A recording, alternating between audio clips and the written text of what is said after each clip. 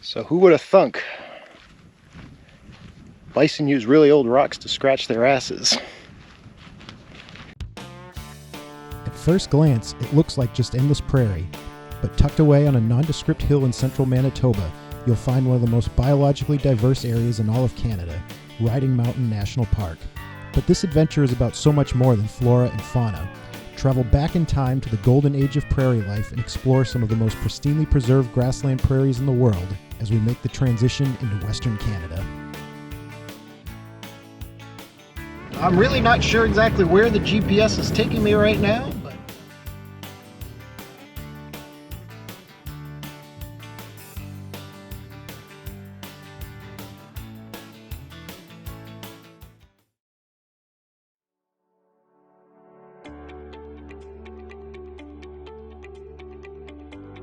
Before we begin, we've got to make one quick stop just outside of Winnipeg to commemorate a milestone in our westbound progress across Canada.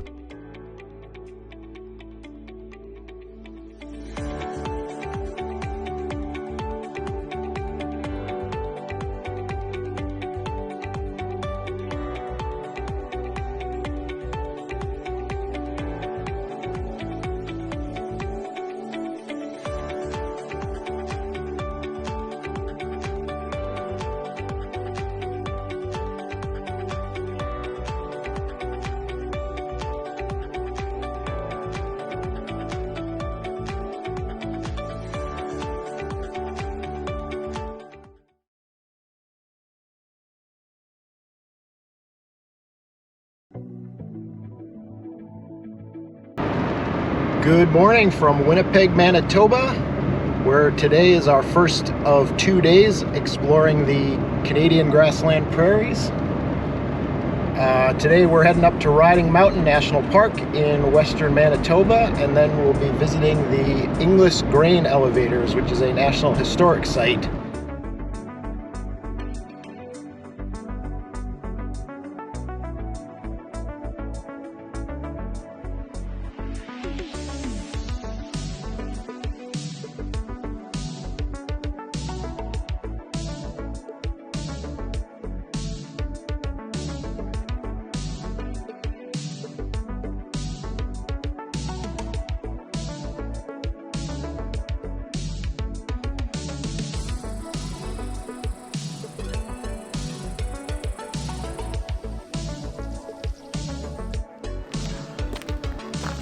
Our first stop at Riding Mountain National Park is to hike the boardwalk through the Almanac Marsh, but unfortunately, we get stopped dead in our tracks before we even make it past the trailhead.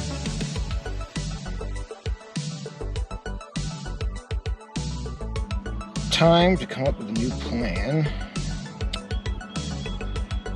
I'm not going to go hiking where there's bear sightings as recently as a couple days ago.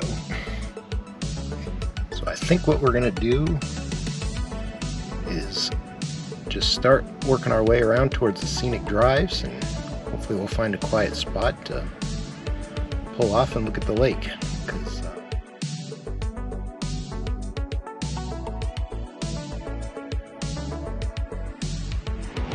So you really don't have to go far here to get away from the big mobs and hordes of people in the village there.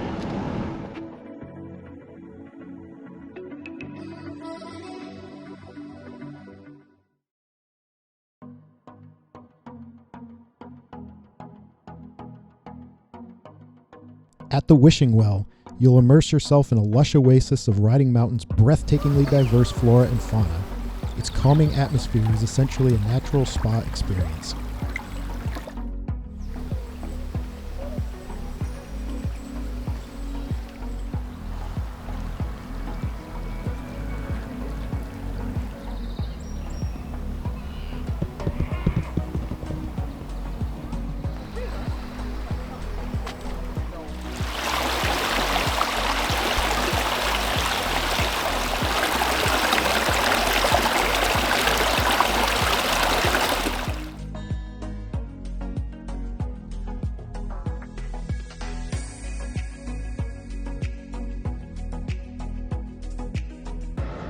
Well, those mosquitoes here are absolutely fierce, so check this out.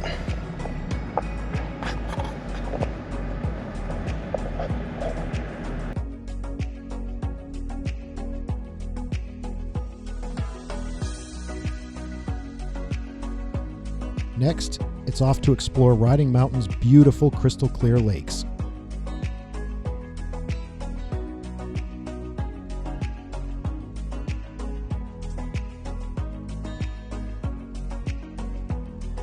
Riding Mountain's pristine lakes are heavily protected. Even just to put your boat in the water requires permits and inspections. It's incredibly important that we all do our part to protect these precious natural resources. Because without that conservation, you wouldn't be able to enjoy this.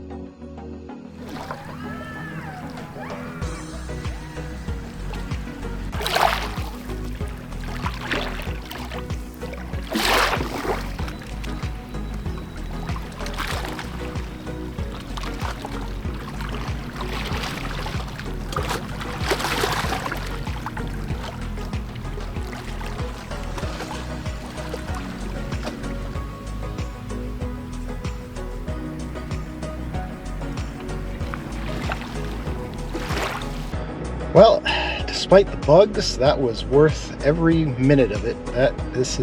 Riding Mountain is a spectacularly beautiful place. So if you're ever in southern or central Manitoba, come check it out because it is spectacular.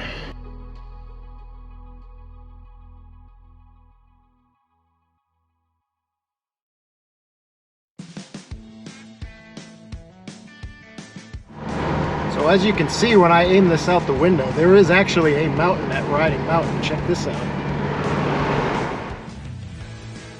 We're taking a shortcut to the Inglis Grain Elevators National Historic Site, and that means it's time to hit the dirt.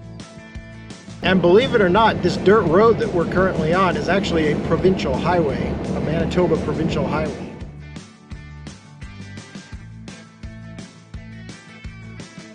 I'm really not sure exactly where the GPS is taking me right now, but rest assured it will eventually get you there.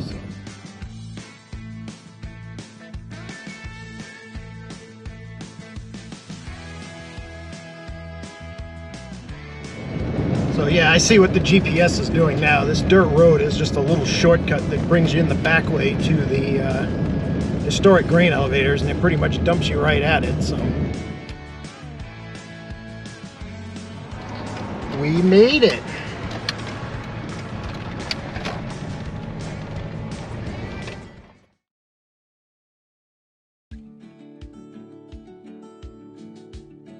In the early 20th century, Manitoba's golden age of grain elevators stood as symbols of prairie landscape and lifestyle. Canadian and American investors poured money into the elevators as demand exploded. By the time the first of the Inglis elevators was built in the 1920s, nearly 4,000 grain elevators dotted the Canadian prairies. The Canadian grain elevators peaked at well over 5,500 at the completion of the second Inglis elevator in the 1940s. The grain was hauled by train to destinations all over Canada and the United States.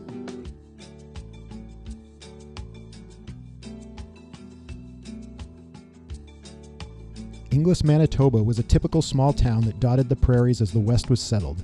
Today, it's home to the last complete vintage row of standard plain grain elevators in Canada. The Inglis Area Heritage Committee, the Government of Canada, and the Province of Manitoba are all contributing to the massive conservation and restoration efforts. The site is run by Parks Canada and is only open during the summer months. Tours are available, but were not being held when I visited due to COVID-19 restrictions.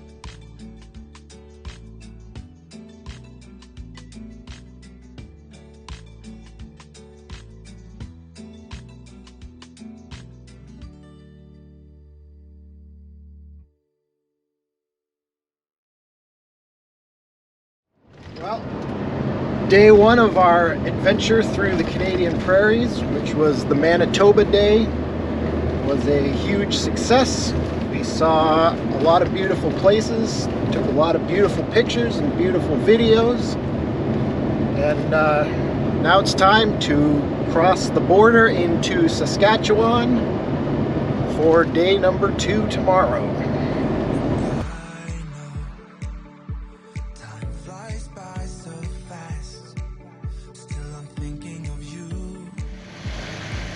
Welcome to Saskatchewan.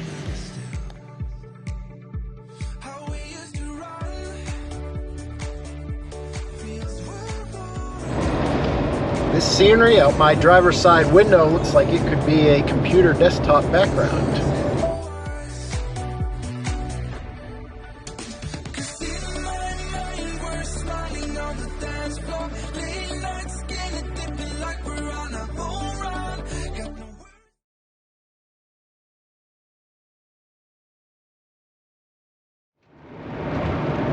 Good morning from Regina, Saskatchewan for our second and final day exploring the Canadian grassland prairies.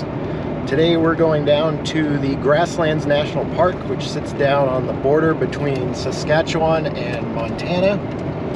And we're getting a pretty early start because Environment Canada has put up extreme heat warnings for this afternoon across southern Saskatchewan and southern Alberta. They're saying temperatures could get up to about 34 or 35 degrees Celsius, which is about 95 degrees Fahrenheit. So hopefully the early start we can beat some of this heat.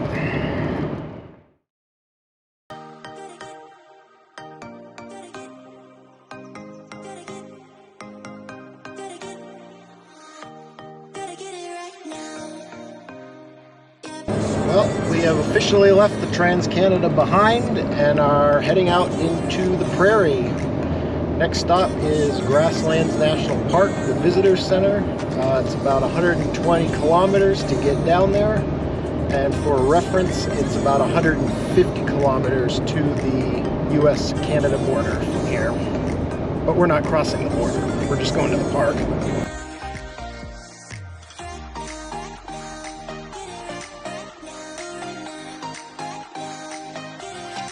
Now, because we have an opportunity to see a lot of wildlife today, and my primary camera is occupied shooting video, I'm going to take my little camera that I often use for vlogging and other videos. I'm going to stick my big telephoto lens on it, and that's going to be my wildlife camera for the day.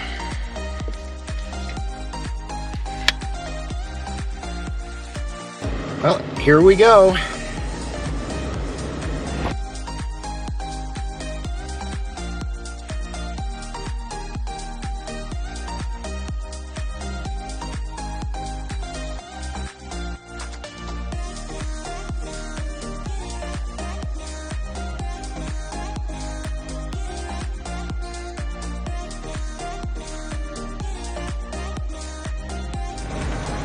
We're not even a kilometer into this drive yet, and I can already say, highlight of the trip so far. This is just a spectacularly beautiful place.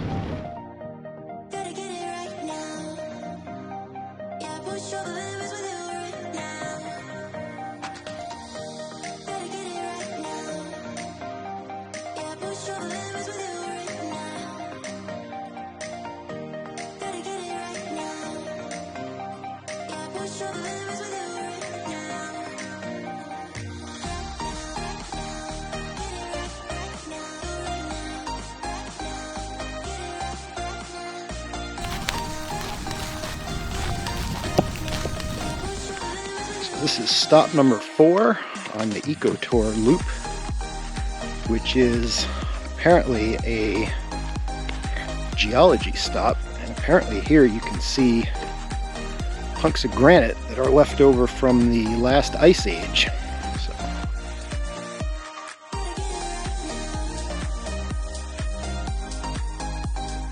Lo and behold, here's the hunk of granite.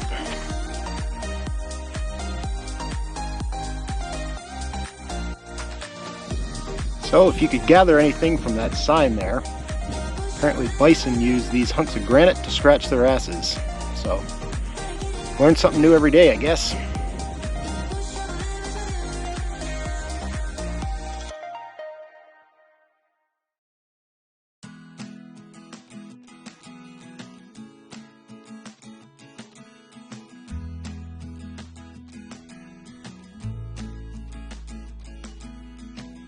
So welcome to Frenchman River Valley.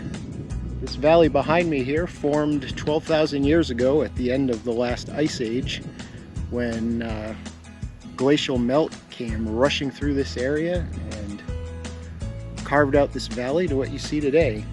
So If we were standing here about 12,000 years ago, we'd be washed away in pretty violent floodwaters.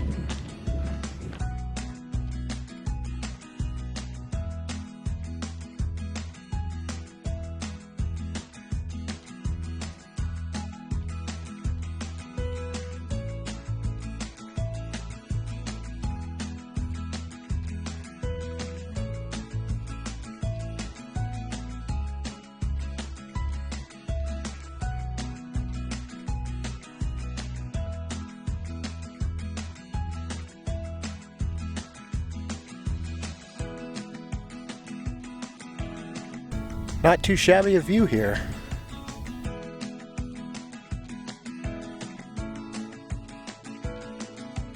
And holy crap, look at this. A tree.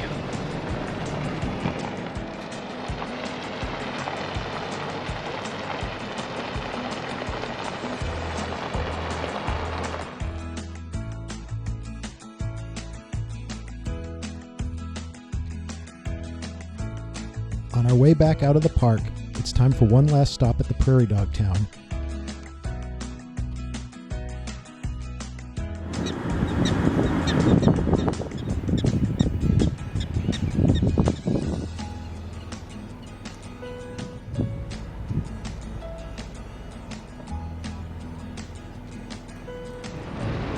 If you're ever in southern Saskatchewan, this has got to be a must visit for pretty much everyone. I mean, it's really magical here. It really is.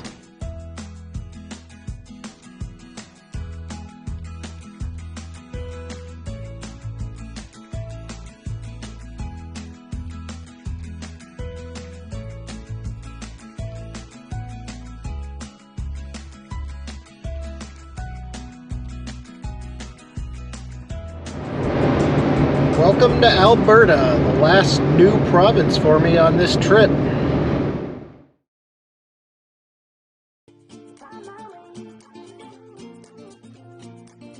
Up next, dive into the Canadian Rockies with an international flair as we visit Waterton Lakes National Park. Soak in the breathtaking scenery and learn about the complexities of wildland conservation when the international border runs right through the middle of both Waterton Lakes and Glacier National Parks.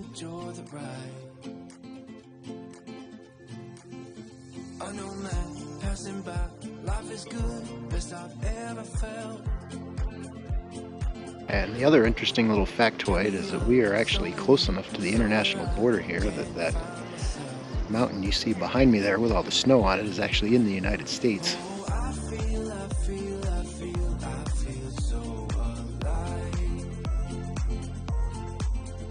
As I reach out to the sky, I found my way.